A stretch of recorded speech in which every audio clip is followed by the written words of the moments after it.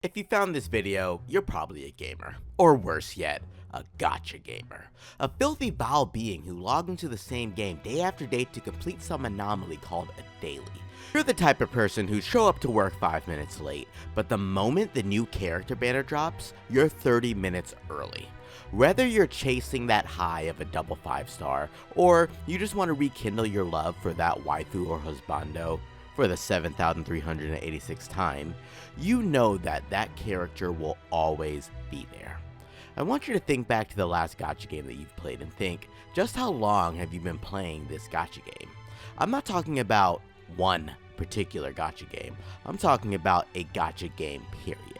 Please comment down below just how long you've been influenced by a gacha game, because you see, you don't simply quit gacha gaming. You just switch dealers, and rarely do people graduate from gacha games in general. They'll remain forever trapped in the resource spending of gacha currency. And that's a good thing. Well, not really, but it is an inspirational thing. You have literally grown up with these games. They've shaped you into the twisted and maniacal person that you are today. Oh wait, I've always been that way. But what if I told you, you never actually stopped playing gacha? You just grew up with it. I'm VoidEnigma, and I'll be talking about the crazy concept of growing with gacha gaming.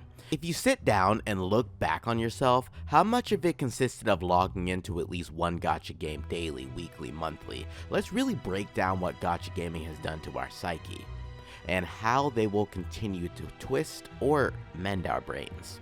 Make sure to subscribe, like the video if you haven't already, and since we're already spiraling towards a future character, let's spiral into my void for a change and discuss this topic. Gacha gaming is addictive, full stop. The dopamine rush of getting a 5-star early, the steroid of a good feel from rolling that perfect artifact, or just experiencing a new game in general. It is an awe-inspiring feeling. Most of us still chase that high of a gacha honeymoon period. A period where you play nothing but this game, research nothing but this game, and spend exuberant amounts of money on simply this game because it's just so damn fun, and about a month later, you realize that it actually wasn't even that good to begin with. My gacha journey started with Brave Frontier. Let me know down below if you remember this game. I had a cheap phone that could barely generate pixels, and I could play this one game and brave the frontier. It was one of those classic gacha games, and the gameplay wasn't outright terrible. Nonetheless, I grew out of it as I started to see issues, the power creep, the need to keep up with new units, and they would put them on every new banner. Gacha gaming follows this very same cycle for most of us. New game rush, honeymoon phase, realization, the hating phase, and then it splits down into two paths. You either hate play the game due to the sunken cost fallacy, or you move on from the game and remember the past love that you used to have for it. You have to realize, however, that games are not meant to be played forever. While the gacha game phenomenon will be a chapter in the history books to be studied in the future, games are meant to be enjoyed like books. You read a book, you play a game. You finish a book, you beat a game. You put that book back on the shelf, you retire that game. Game devs, however, have evolved to wanting you to actually play their game, well, forever. And between multiplayer games and gacha games, they really struck a chord to resonate with players that play these games until the end of time. Even if you beat one said game, what's the point if you play all 33 sequels of that same game, Call of Duty? The main reason why gacha games are so popular is because they are free to try. Notice how I didn't say free to play. You can play these games for free, but it takes a certain type of person to play a gacha game and be strictly free to play. Well, unless you actually don't have any money, that is. Playing these games for free is definitely an option, but being free to play will fuel frustration for any gacha game, except maybe Olympus Company and PGR to an extent. If you even buy the battle pass, the game wasn't free. If you buy the monthly pass for 12 months straight, you've actually just purchased a AAA title. You just did it in installments. And if you continue to buy that same monthly pass for years on end, then you're buying not just one game, but 2 to 3 games over the course of 3 years. Were you short $20 for pity that one time and bought that special bundle pack? Well, congrats, you just purchased a DLC for your free-to-play game. The illusion of a free game is often what gets us, at least for those of us who have disposable income. Would it be a better investment to buy a fantasy RPG that scratches that itch for a compelling turn-based story? Or you could purchase a fast-paced FPS that you can just play through and have so much fun in a short amount of time. Hell, even a game like Silksong is like $20, less than 2 months of the battle pass in any major gacha game. I think the main reason why gacha gamers keep playing gacha games is because they are seriously chasing that ever-coveted honeymoon phase, and that's something that we have learned to enjoy as we grow with gacha games.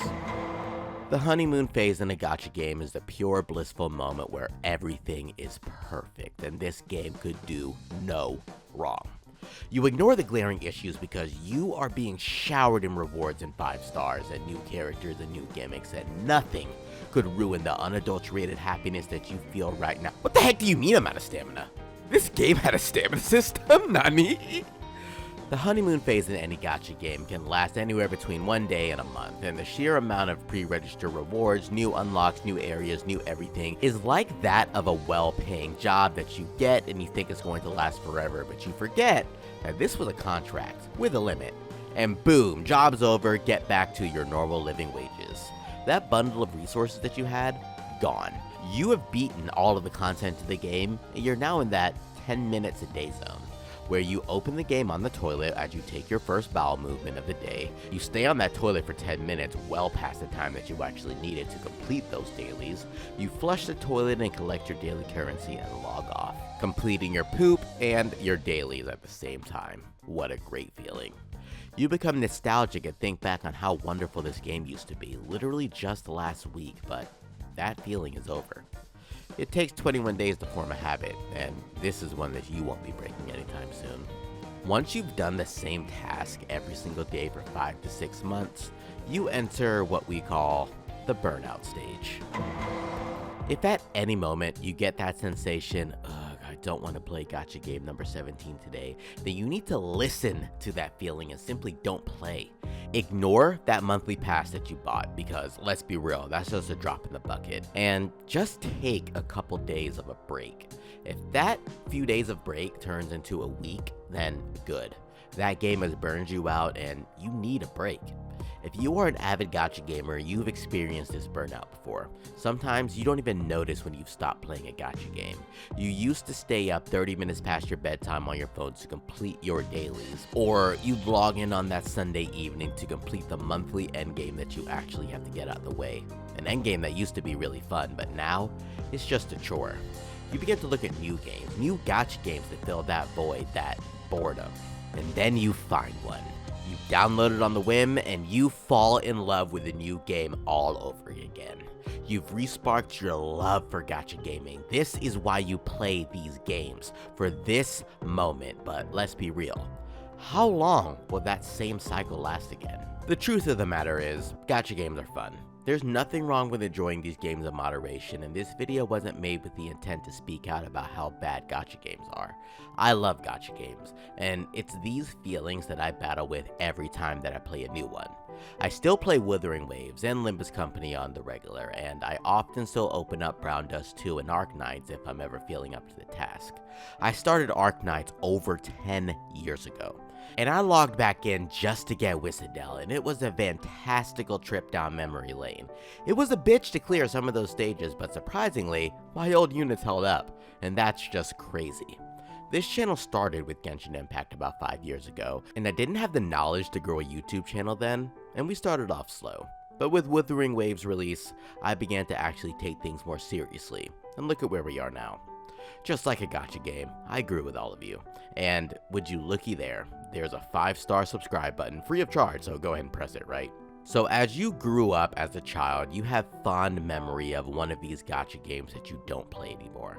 We grow and evolve with gacha games, and if you're a gacha gamer, then these feelings do resonate with you, and it's kind of awe-inspiring, right? They have unique systems and unique characters, and if it weren't for gacha games, they would simply be titles that you would actually play, beat, and then never touch again. But think back on how great they are. While you've quit so many of these games in the past, it's the gacha system that has most likely led you to quitting these games. But quitting simply means that you beat that gacha game, At least, you've gone as far as you actually needed to go. It's always hard to drop a game that you've been playing for months or even years, but sometimes you need to move on to greater things. Another gacha game, am I right? So, while we are all a part of the gacha phenomenon, we can't fault the game. We can only fault the systems, because we stayed for the game and left for the system. But nonetheless, these gacha games are still a part of us. Even if you don't play half of them anymore, you're probably still playing at least one gacha game, even today. I'll still be playing every new gacha game that comes out, so really, did I actually learn anything? This has been Void, and Enigma out.